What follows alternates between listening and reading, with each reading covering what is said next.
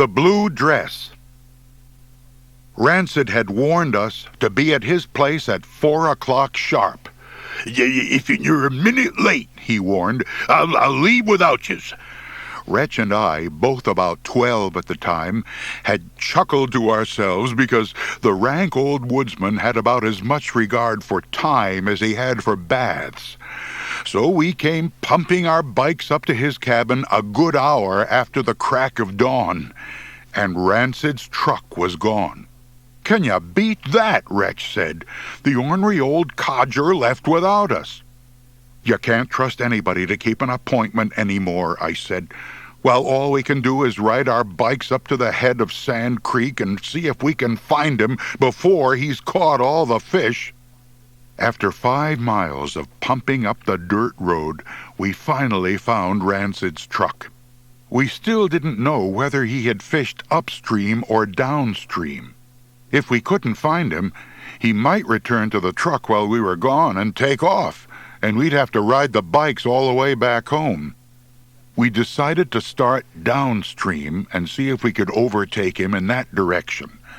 As it happened, the fishing turned out to be so good that we soon forgot all about transportation one way or another, and didn't think of it again until well into the afternoon, when the sweltering heat began to drain our energy. The mere thought of having to pedal bikes all the way home suddenly became a matter of major concern. "Geez, it's so hot." "You know what I'd like to do?" Wretch said. "I'd like to take off all my clothes and dive into a deep, cool pool of that water." "Me too," I said, "but we'd better find Rancid first." We climbed up to the road and began trudging back toward Rancid's truck, our plodding feet making little explosions in the deep, hot dust. By now we had figured out that Rancid had fished upstream, because our fishing wouldn't have been nearly so good if he had gone downstream. In those days, Rancid usually considered a fishing limit to be all you could catch plus one fish. He would have left nothing for us. Suddenly, we noticed a moving cloud of dust spewing into the air up ahead and thought for a moment it might be Rancid's truck. Then we saw it was a rusty old sedan and instantly realized to our horror that major trouble was headed our way. The infamous and evil Scrag Boys. The Scrag Boys numbered approximately a dozen, ranging in age from 8 to 30 or so, their degrees of meanness increasing gradually in magnitude from youngest to eldest, with the youngest possessing the least pleasing attributes of a sack of rattlesnakes. "Good gosh!" cried Wretch. "It's the Scrag Boys! We're done for now!" At the very least, I knew they would stop and grab our strings of fish, although my mind didn't dwell long on the very least. One of my worst fears had always been the possibility of being caught out on a lonely road by the Scrags in a playful mood. But the Scrags roared right on by us, screaming a few vile remarks and laughing as they waved some rags out the window. It is perhaps human nature to regard persons such as the Scrags as having displayed a deep sense of charity and decency if they leave you alive and in not more than 2 pieces after an encounter with them. As soon as we stopped shaking, Wretch and I felt those very sentiments. "Gosh, maybe they're not such bad guys after all," I said. "They didn't even take our fish," Wretch added, his tones suggesting that the Scrags had bestowed upon us a token of their deepest affection. We plodded on up the road, discussing the recently discovered virtues of the Scrags, until we arrived at Rancid's truck. The old mountain man was nowhere in sight. We sat down in the shade of a nearby tree to wait for him. "Man, it's hot," Wretch said. "Yeah," I said. "Except for missing Rancid, we could go for a dip in the creek and cool off." "Psst." "What?" I said. I didn't say anything, Wretch said. Psst, boys, over here, God dang it. We looked toward the sound of the voice. There was Rancid, crouched behind a bush. What are you doing there, Rance? You can't scare us. I ain't trying to scare yous, you idiot. Somebody stole all my clothes. I got so dang hot I went crazy and took a swim in the creek. Felt so good I couldn't believe it was water. While I was floating around down there, some no-good yellow-bellied skunk stole my clothes. Didn't mean nothing to him, leaving a feeble old man naked in the woods. Wretch and I looked at each other. It was the Scrag boys who done it, Rancid, the big ones. We saw Luke wave a pair of pants out the window when they drove by us on the road. They must have been in a good mood, because all they did was take your clothes, didn't beat you up or anything. The Scrag boys? Rancid said. How many? 5. He shook his head sadly. I couldn't help but feel sorry for him. A pathetic old man who probably didn't even have another full set of clothes at home anyway. Wretch and I'll just close our eyes and you get in the truck and drive home, I said. We'll ride in the back. Can't. The truck keys was in my pants. Now here's what I want you to do. You go off up that little side road yonder and you'll come to Ike Munson's place. Ike died a couple of years back, and you ask that pretty winter of his if I can borrow a set of Ike's clothes. Now get, the skeeters is taking after me something fierce. Never should have washed off my protective crust.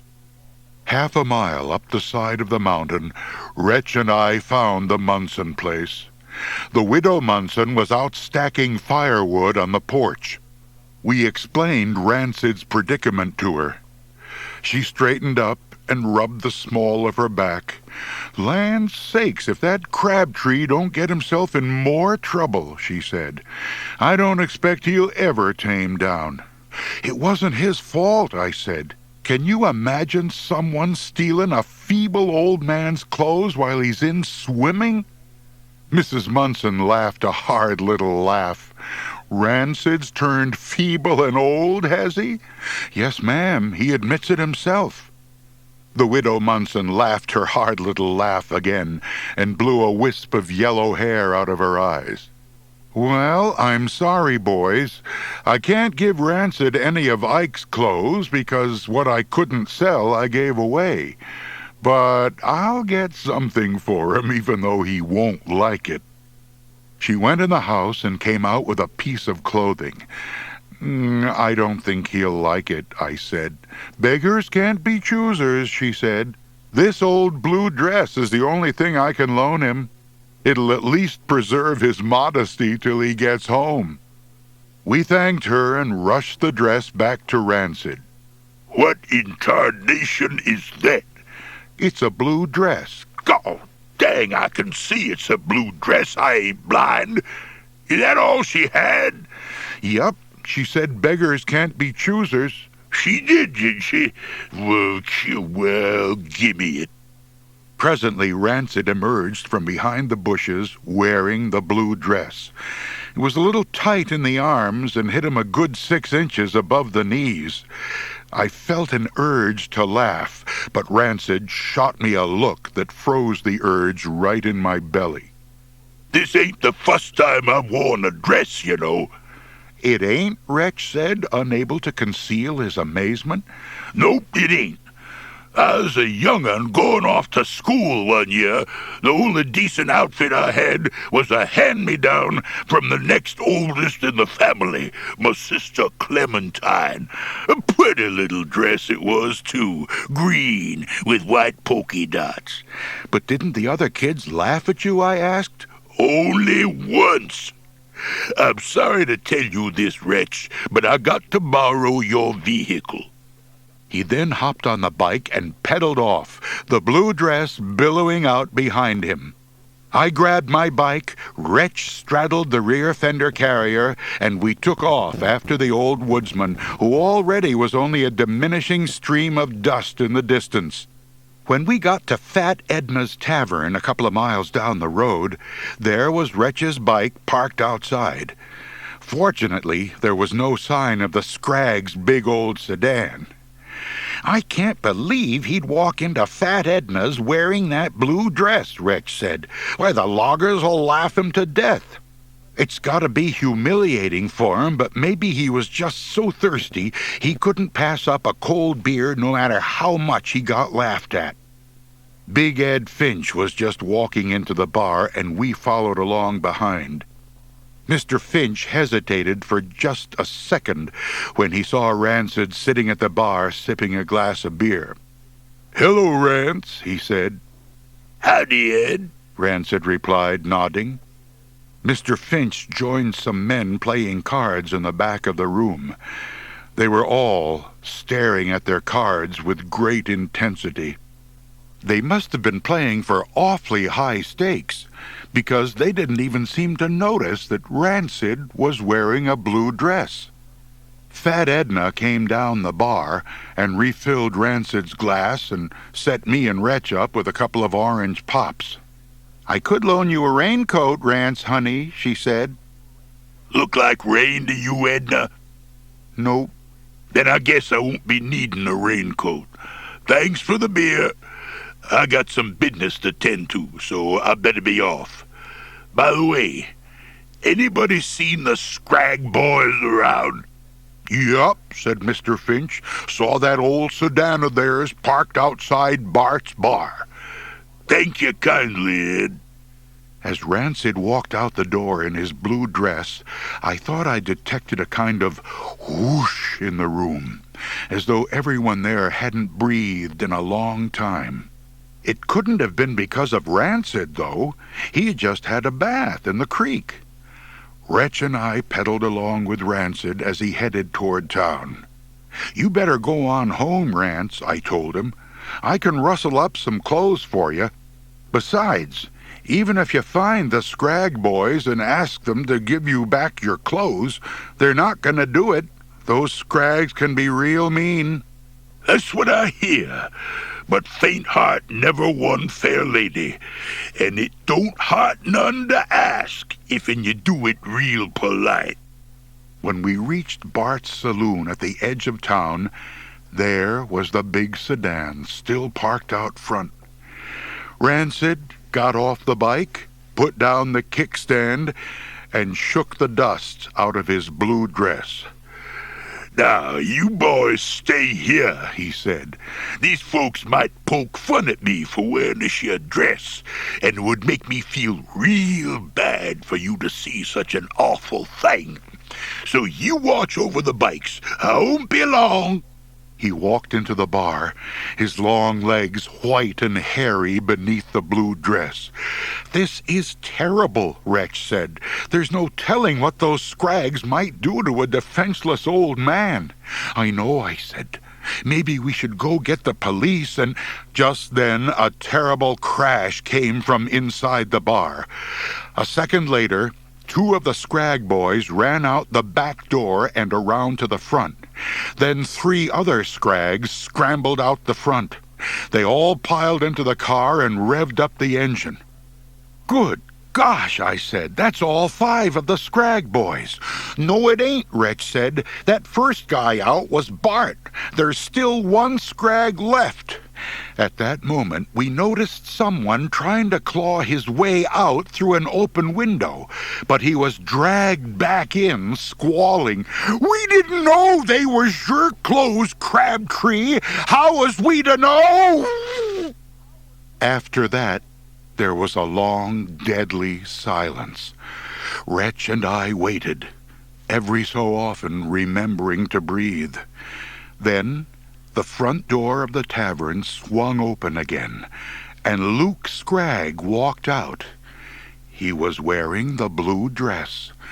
Rancid came into view behind him, tucking the tail of a plaid shirt into a pair of black pants. On his feet were a shiny pair of boots. Luke hopped barefoot over the hot gravel and squeezed into the car with his brothers and Bart. Rancid sidled up to the window, which Bart was frantically trying to roll up. I just thought of something, Rancid said, bending over to look in the window. You better give me back that dress, Luke. It don't look that good on you anyways. You just don't have my figure. Luke wriggled out of the blue dress and handed it to Rancid. Thanks kindly, Luke. The sedan roared off, spraying gravel against the wall of the bar.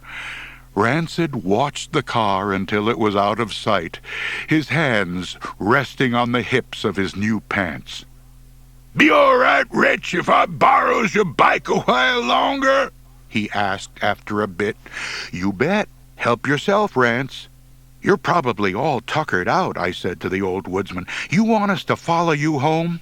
What's that? He said, as though momentarily distracted from a pleasant thought.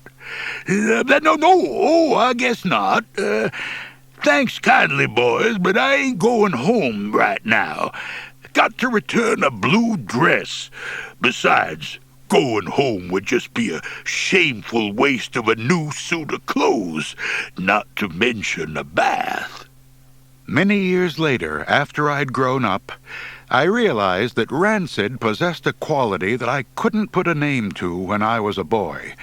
A quality that explained the restrained and solemn attitude of the patrons of Fat Edna's bar to the spectacle of a lanky old woodsman wearing a blue dress. That quality consists of a certain kind of presence in social situations, possibly what the French refer to as savoir-faire.